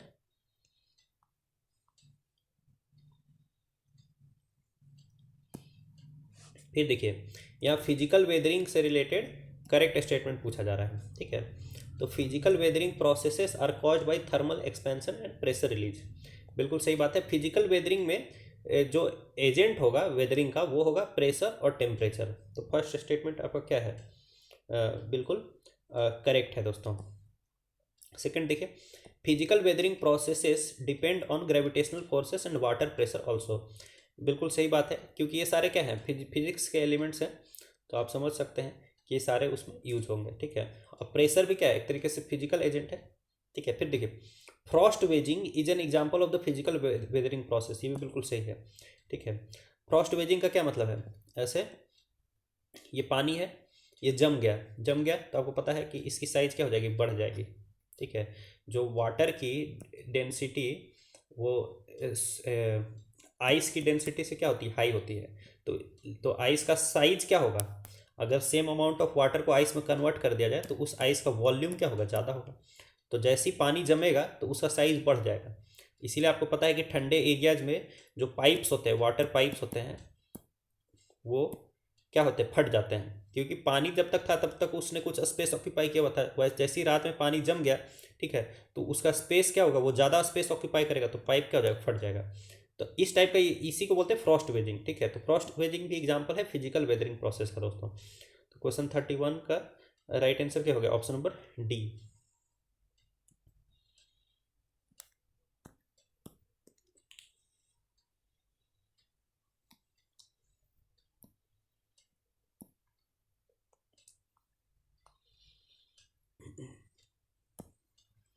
क्वेश्चन नंबर 32 देखते हैं, और यहाँ मास मूवमेंट से रिलेटेड इनकरेक्ट स्टेटमेंट पूछ रहा है दोस्तों। फिर देखिए, mass movement is independent of the influence of gravity, बिल्कुल गलत जवाब। Mass movement is totally dependent on gravity. Mass movement का मतलब ये है कि ग्रेविटी के अंदर होने वाला मोशन, और कुछ हो ना हो, वेदरिंग हो ना हो, इरोजन हो ना हो, ठीक है, लेकिन फिर भी मास मूवमेंट हो सकता है, लेकिन ग्रेविटी का होना तो बिल्कुल जरूरी है, ठीक है। ये टोटली ग्रेविटी पर ही डिपेंडेंट है। तो फर्स्ट स्टेटमेंट तो क्या हो गया आपका, इनकरेक्ट हो गया दोस्तों। सेकेंड देखिए, indiscriminate removal of natural vegetation is an activating cause of mass movement, बिल्कुल सही बात है। मान लीजिए इस तरह का स्लोप है, यहाँ पे बहुत सारा पत्थर, यहाँ पत्थर है, यहाँ पत्थर है, ठीक है, और यहाँ पर एक पेड़ है। इस पेड़ ने इस पत्थर को क्या कर रखा है, रोक रोक कर रखा है, पेड़ को काट दीजिएगा, तो ये सारे पत्थर क्या होंगे, ग्रेविटी के प्रेजेंस में नीचे आ जाएंगे। तो second statement is totally correct. Third देखिए, the process of mass movement comes under erosion, नहीं दोस्तों, मास मूवमेंट एक अलग प्रोसेस है, ठीक है, इसका इरोजन से लेना देना नहीं है। तो थर्ड क्या हो गया आपका, इनकरेक्ट हो गया। फोर्थ देखिए, weathering is a pre requisite for mass movement, ये भी बिल्कुल गलत जवाब दोस्तों। मान लीजिए कि इन पत्थरों का वेदरिंग ना भी हुआ रहे, फिर भी इसको क्या कर, ग्रेविटी तो लगातार इसको नीचे खींच ही रही। ग्रेविटी एक हमेशा काम करने वाला फोर्स है दोस्तों, वेदरिंग हो अथवा ना हो। हाँ, वेदरिंग होगा तो मास मूवमेंट का स्पीड बढ़ जाएगा, ठीक है, बट वेदरिंग नहीं होगा तो मास मूवमेंट होगा ही नहीं, ये कहना बिल्कुल गलत है। तो खैर, ये आपको याद रखना है कि मास मूवमेंट डिपेंड करता है ओनली एंड ओनली ग्रेविटी पर। बाकी प्रोसेसेस उसकी स्पीड को बढ़ा सकते हैं या घटा सकते हैं, बट बाकी प्रोसेस उसके लिए एकदम रिक्वायरमेंट नहीं है, ठीक है। तो राइट आंसर क्या होगा आपका, 1, 3 एंड 4, ऑप्शन नंबर सी।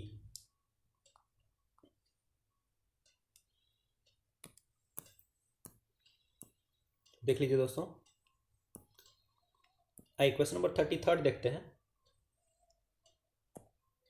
अब अगेन यहाँ पर इनकरेक्ट स्टेटमेंट पूछ रहा है with respect to rapid mass movements of, ठीक है। तो रैपिड मास मूवमेंट आपको पता होगा, देखिए जो मास मूवमेंट होती हैं, मास मूवमेंट यानी movement due to the influence of gravity, ठीक है। ये दो टाइप के होते हैं, एक है रैपिड मूवमेंट और एक होती है स्लो मूवमेंट। अब रैपिड मूवमेंट कब होगा, मान लो स्लोप पर है कोई मटेरियल, ठीक है, बहुत ज़्यादा गीला हो चुका है, ठीक है, या बहुत तेज़ी से जो मूवमेंट हो रहा है उसको रैपिड बोलेंगे, जो धीरे हो रहा है उसको बोलेंगे स्लो। तो पहला देखिए, earth flow and solifluction are types of rapid mass movements. अब दोस्तों, अर्थ फ्लो तो रैपिड मास मूवमेंट है बिल्कुल, लेकिन जो सॉलिफ्लक्शन है, सॉलिफ्लक्शन का क्या मतलब है, पानी और मिट्टी आपस में मिल जाना, जिसके कारण से जमीन थोड़ी थोड़ी धंसने लगती है, ठीक है। लेकिन ये जो है ये स्लो मूवमेंट है दोस्तों, सॉलिफ्लक्शन स्लो मूवमेंट है। तो फर्स्ट स्टेटमेंट आपका क्या हो गया, इनकरेक्ट हो गया। सेकेंड देखिए, debris avalanche is much faster than the mud flow, बिल्कुल सही बात है दोस्तों। एक गन की साउंड से भी कई बार डेब्रिस एवलांच जो है, ये डेबरी अवलांच जो है वो ट्रिगर हो सकता है। डेबरी अवलांच मतलब कि जैसे ये पहाड़ है एकदम वो बर्फ वाला, ठीक है, जो बहुत सारा एकदम बर्फ जमा है, बर्फ जमा हुआ है, बर्फ जमा हुआ है, एकदम लूजली हेल्ड बर्फ है ये, ठीक है दोस्तों, एकदम ऐसा नहीं कि पूरा पत्थर के जैसा नहीं जमा हुआ है, बहुत लूजली हेल्ड ये है। एक अगर इसको फोर्स मिला ना, ये सारा का सारा नीचे गिरने आने लगेगा, ठीक है।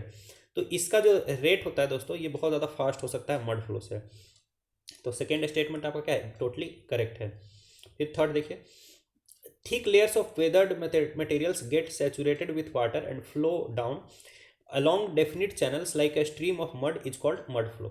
तो ये मड फ्लो का बेसिकली डेफिनेशन दे रहा है, ठीक है, कि मिट्टी में धीरे धीरे करके पानी पूरा एकदम जमा हो जाती है और मिट्टी और पानी बिल्कुल मिक्स हो जाते हैं, फिर वो उसका किसी डाउनवर्ड स्लोप में जब उसका मूवमेंट होता है तो उसी को क्या बोलते हैं, मड फ्लो बोलते हैं दोस्तों। तो थर्ड इज एक्चुअली आपका करेक्ट। तो यहाँ पर इनकरेक्ट पूछ रहा था, तो only first statement is incorrect, तो right answer is option number A, 1 only.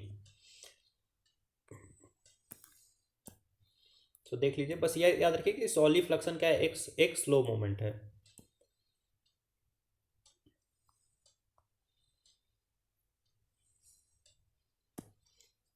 देखिए, जियोमॉर्फिक प्रोसेसेस से रिलेटेड कुछ स्टेटमेंट्स दिए हुए हैं और करेक्ट स्टेटमेंट पूछ रहा है। बोल रहा है geomorphic processes and geomorphic agents are the same unless stated separately. वैसे ये सही बात है दोस्तों, जियोमॉर्फिक जैसे आपका इंडोजेनिक फोर्स है,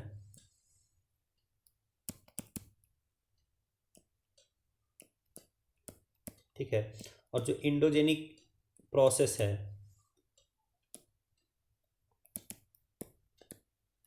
जैसे मैं आपको एग्जांपल देता हूँ वोल्केनो का, ठीक है। तो ये क्या है, ये एक फोर्स भी है, फोर्स की तरह भी ये काम करता है, और ये एक प्रोसेस भी है, ठीक है। तो एक तरीके से अगर अलग से ना बताया जाए तो ये दोनों सेम है, तो बिल्कुल सही बात है। फिर आप इसका देखिए, gravitational stresses are part of geomorphic processes, तो ये भी बिल्कुल सही जवाब है, बात है दोस्तों। देखिए, ग्रेविटेशनल स्ट्रेस जो है वो भी जियोमॉर्फिक प्रोसेस का पार्ट है, ठीक है। तो सेकेंड स्टेटमेंट आपका बिल्कुल करेक्ट है। पहला तो देखिए करेक्ट है, दूसरा देखिए ग्रेविटेशनल स्ट्रेस क्या होता है, ठीक है।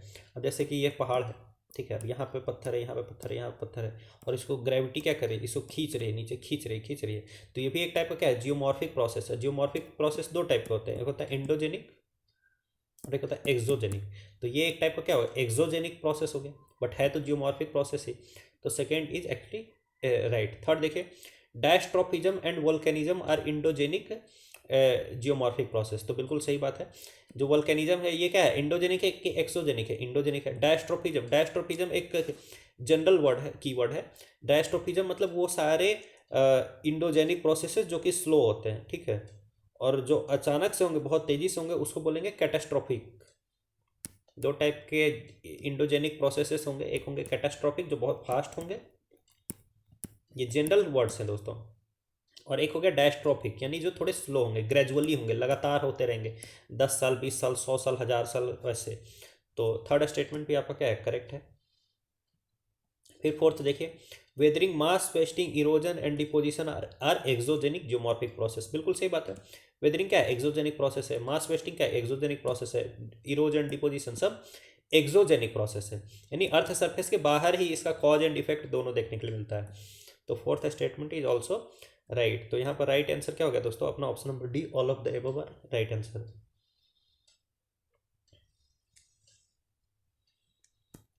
तो देख लीजिए, थोड़ा सा सेशन आज का हमारा बड़ा है, but just be with me. With reference to the landslide as a geomorphic activity, तो लैंड स्लाइड से रिलेटेड करेक्ट स्टेटमेंट पूछ रहा है। Landslides are slow and perceptible movements. अच्छा, अगर लैंड स्लाइड स्लो होती दोस्तों तो इतने लोग क्यों मरते, तो फर्स्ट स्टेटमेंट तो टोटली इनकरेक्ट है। दूसरा देखिए, रैपिड रोलिंग और sliding of earth debris with backward rotation is called debris slide. दोस्तों डेब्री स्लाइड में बैकवर्ड रोटेशन नहीं मिलता है, ठीक है, बैकवर्ड रोटेशन मिलता है स्लम्पिंग में। आप ये सब कीवर्ड याद रखिए, बैकवर्ड रोटेशन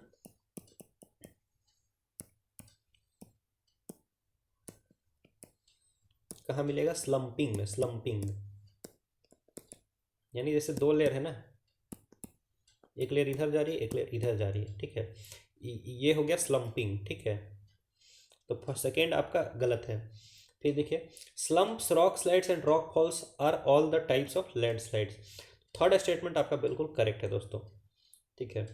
बाकी सेकेंड इनकरेक्ट है और फर्स्ट भी इनकरेक्ट है। तो यहाँ पूछ क्या रहा है, करेक्ट पूछ रहा है, तो राइट आंसर क्या होगा आपका, option number B, 3 only is the right answer. ये ध्यान रखिएगा कि बैकवर्ड रोटेशन होता है स्लम्पिंग में, बैकवर्ड रोटेशन स्लम्पिंग, बस इतना याद रखिए।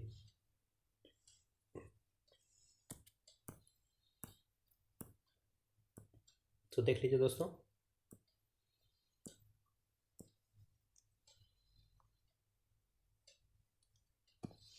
आइए यहाँ सॉइल जेनेसिस यानी सॉइल मिट्टी के निर्माण से रिलेटेड कुछ करेक्ट स्टेटमेंट्स आपसे पूछ रहा है।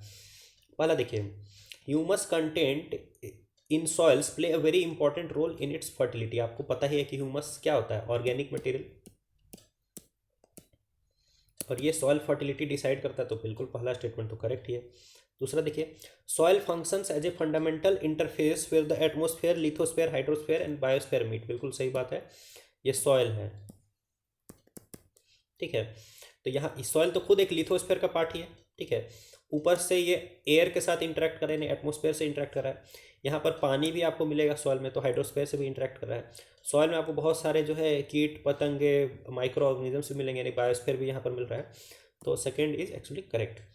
फिर थर्ड देखिए, soil is found by the continuous weathering of mountains over thousands of years, बिल्कुल वेदरिंग, इरोजन, ये सब प्रोसेसेस के कारण ही सॉइल का फॉर्मेशन हो रहा है। तो थर्ड इज ऑल्सो राइट। तो राइट आंसर क्या हो गया अपना option number D, all of the above.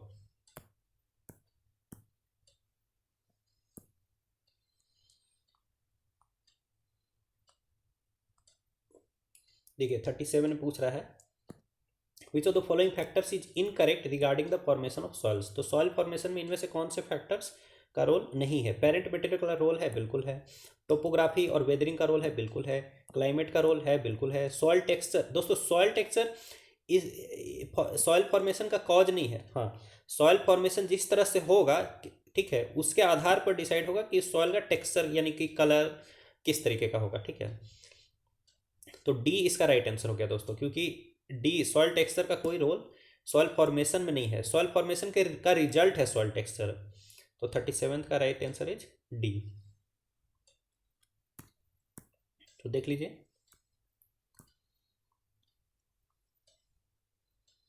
Question number 38 देखते हैं दोस्तों। Consider the following statements with respect to exogenic geomorphic process से रिलेटेड कुछ करेक्ट स्टेटमेंट्स आपसे पूछा जा रहा है।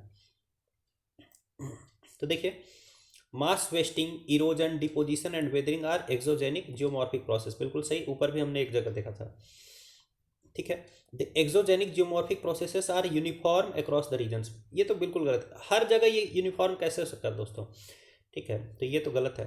थर्ड देखिए the exogenic geomorphic processes are mainly land building processes, नहीं दोस्तों, ये देखिए एक्सोजेनिक प्रोसेसेस मेनली डिग्रेडेशनल होते हैं। जैसे माउंटेन बन गया, लैंड बिल्डिंग प्रोसेस हो गया इंडोजेनिक प्रोसेस, और इस माउंटेन को धीरे धीरे छोटा मैंने फ्लैट कर देंगे धीरे धीरे, आपके कौन से प्रोसेस? एक्सोजेनिक प्रोसेस, ठीक है। ना कि माउंटेन बिल्ड कैसे कर सकते हैं आपके एक्सोजेनिक प्रोसेसेस, ये माउंटेन को फ्लैट करने के काम में आएंगे। तो ये लैंड बिल्डिंग प्रोसेस नहीं है दोस्तों, ये लैंड डिग्रेडिंग प्रोसेस है। तो थर्ड इज ऑल्सो इनकरेक्ट। तो राइट आंसर क्या होगा आपका 38 का ए, वन ओनली। तो देख लीजिए, आइए क्वेश्चन नंबर 39 देखते हैं। देखिए with reference to the erosional denudational processes, ठीक है, इरोजनल डेन्यूडेशनल प्रोसेस से रिलेटेड करेक्ट स्टेटमेंट आपसे पूछ रहा है। It acts physically but not chemically, ये तो बिल्कुल गलत जवाब है। क्या केमिकली ये इरोजन नहीं होता है? बिल्कुल होता है। मान लीजिए जैसे एसिड है और कोई मेटालिक ओर है, तो ये एसिड जब मेटालिक ओर पे पड़ेगा तो इसका इरोजन होगा, तो ये केमिकली भी एक्ट करता है। तो फर्स्ट स्टेटमेंट तो क्या है आपका इनकरेक्ट हो गया। फिर सेकंड देखिए erosional agents include running water, wind, waves, current, glacier, ice, हाँ बिल्कुल सभी के द्वारा इरोजन होता है, तो सेकंड इज एक्चुअली करेक्ट। फिर देखिए solar radiation is the ultimate source of energy for these processes, तो दोस्तों ये भी बिल्कुल आपका सही स्टेटमेंट है। क्यों? क्योंकि देखिए जैसे पानी है, पानी आखिर बारिश हुआ तो इस पानी से क्या होता है आपका इरोजन होता है, लेकिन पानी बारिश हुआ ही क्यों? क्योंकि पानी जो पहले तालाब में था उसको सूरज की गर्मी ने उसको इवापोरेट किया और उससे बादल बना, ठीक है, इसी कारण से पानी बरसा। उस तरह से विंड मूवमेंट के कारण के पीछे भी एक तरीके से सोलर एनर्जी का रोल होता है, ठीक है। तो ये सारा जो प्रोसेस हो रहा है, इरोजनल प्रोसेसेस जो हम लोग को देखने के लिए मिल रहा है, उसके पीछे सोलर रेडिएशन है, तो ये बिल्कुल सही बात है। फिर देखिए globally about 33% of the incoming radiation drives the hydrological cycle, जो वाटर साइकिल होती है उसमें लगभग 33% ऑफ सोलर रेडिएशन यूज हो जाता है। तो ये एक्चुअली एक सही स्टेटमेंट है दोस्तों, वैसे एक कैटेगोरिकल स्टेटमेंट है, आपको याद होना चाहिए कि हाँ, तो आपको पता होना चाहिए कि 1/3 जो सोलर रेडिएशन है वो वाटर साइकिल में वो यूज खत्म हो जाता है। तो 2, 3 एंड 4 इसका राइट आंसर है दोस्तों।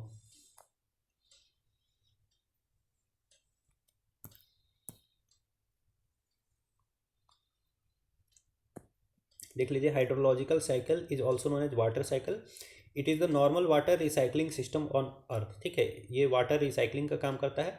Due to solar radiation water evaporate, solar radiation कारण ही वाटर इवापोरेट होता है, generally from the sea, lakes etcetera. फिर देखिए globally about 33% of the incoming radiation drives the hydrological cycle.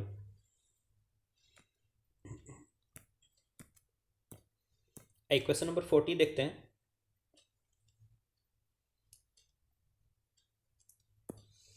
देखिए, consider the following statements with reference to Himalayas and Western Ghats. तो हिमालयाज और western घाट से रिलेटेड स्टेटमेंट्स दिया हुआ है और पूछ रहा है the Himalayas mountain belt comprises tectonically unstable younger geological formations. तो आपको पता होगा कि जो हिमालय हैं वो यंग फोल्ड माउंटेन्स हैं और वो अभी अनस्टेबल है, इसीलिए आपको देखने मिलता है वहाँ पे बहुत ज़्यादा अर्थक्वेक, लैंडस्लाइड, ये सब देखने के लिए मिलता है। तो फर्स्ट स्टेटमेंट तो क्या है आपका करेक्ट है। फिर देखिए, the Western Ghats and Nilgiris are geologically stable, बिल्कुल सही बात है, but have uplifted plateau margins influenced by new tectonic activities.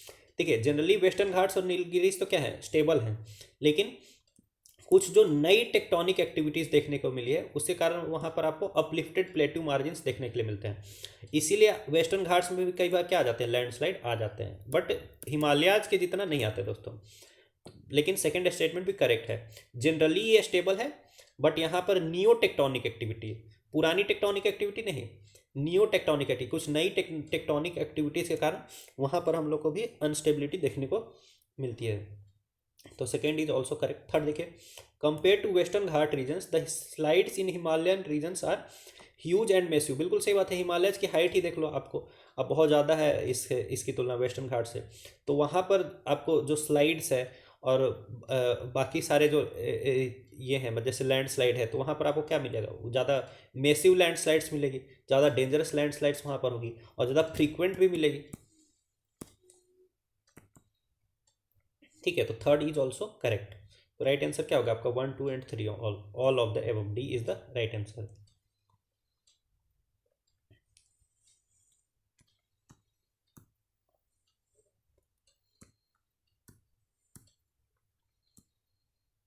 I question 41 देखते हैं दोस्तों। अब अगेन यहाँ पर डैस्ट्रोफिज्म से रिलेटेड स्टेटमेंट पूछ रहा है दोस्तों। तो डैस्ट्रोफिज्म एक जनरल प्रोसेस है, ठीक है, जो कि स्लो एंड ग्रेजुअल एंड हमेशा होने वाला जो इंडोजेनिक फोर्स है उसको हम लोग क्या बोलते हैं, डैस्ट्रोफिज्म बोलते हैं। और अगर अचानक हो जाएगा तो उसको क्या बोलेंगे, कैटेस्ट्रोफिज्म बोलेंगे। ठीक है, in orogenic process there is plate tectonics involving horizontal movements of crustal plates. गलत। देखिए, ओरोजेनी में ये प्लेट है, ये प्लेट है, ये दोनों टकराता है और इससे क्या होती है, फोल्डिंग होती है। तो ये हॉरिजॉन्टल मूवमेंट थोड़ी हो रही है प्लेट की, प्लेट देखिए कैसे कैसे मूव कर रहा है। तो हॉरिजॉन्टल मूवमेंट प्लेट्स की नहीं हो रही दोस्तों, प्लेट्स की तो फोल्डिंग हो जा रही है, ये हॉरिजॉन्टल मूवमेंट नहीं है, ये प्लेट इस तरह से फोल्ड हो जाना। ठीक है, तो फर्स्ट क्या है आपका, इनकरेक्ट स्टेटमेंट है दोस्तों।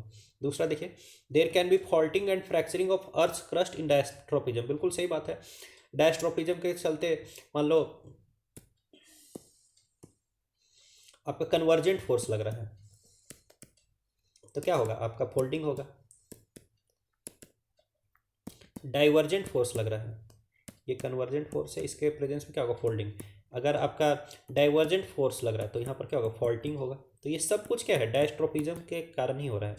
तो सेकेंड इज करेक्ट। फिर देखिए, epeirogenic is a continent building process. बिल्कुल सही बात है, एपिरोजेनिक होता है, ये तो देखिए ये लैटरली लग रहा है फोर्स, और एपिरोजेनिक जैसे ये प्लेट है, ये प्लेट है, ठीक है, तो एक प्लेट को ऊपर और एक प्लेट को नीचे ये करने वाले फोर्स को क्या बोलते हैं, एपिरोजेनिक। अगर ये प्लेट बहुत ज़्यादा ऊपर उठ गया तो क्या होगा, कॉन्टिनेंट बाहर नजर आने लगेगा। मान लीजिए पहले ये समुद्र के नीचे होगा, अब ये ऊपर आ जाएगा, तो एक तरीके से क्या बन गया, कॉन्टिनेंट बन गया।